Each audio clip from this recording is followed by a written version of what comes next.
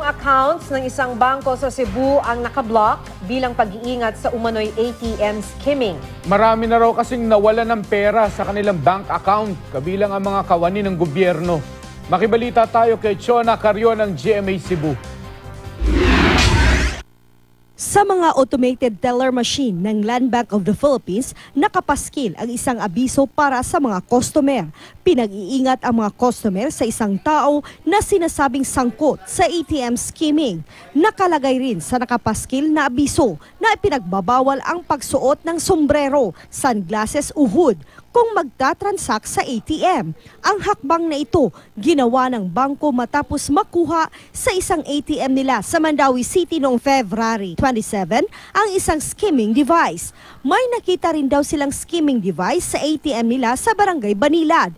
Bilang pag-iingat, binlock na raw ng bangko ang aabot sa 2,000 accounts at inojoke ang depositors na pumunta sa kanilang branch para mapalitan ang PIN. Paglilinaw ng bangko, hindi lahat ng account ay nakuhanan ng pera. Our branch managers are actually instructed to check all ATMs daily. We would like to make sure that the accounts are not compromised, and if ever they are compromised, they can immediately file their complaint. Ang Land Bank ang depository bank ng government agencies at offices sa bansa.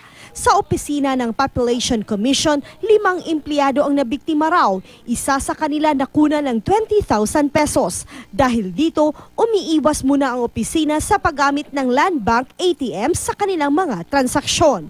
Issuance lang sa chike kada staff.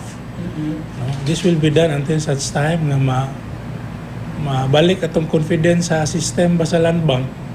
Kay government offices, huwag man tayo laing mahimo at arim gito sa Land Bank kay may mandated. Si retired RTC Executive Judge Menrado Paredes na nakawan ng aabot sa 100,000 pesos sa pamamagitan ng unauthorized withdrawal.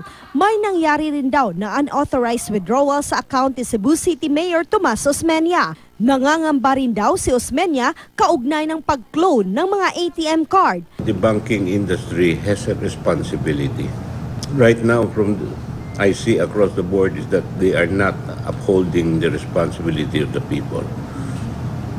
They just want your money. Nakipag-coordinate na ang Land Bank sa NBI sa investigasyon. Chona Carrion, Nagbabalita, Pilipinas.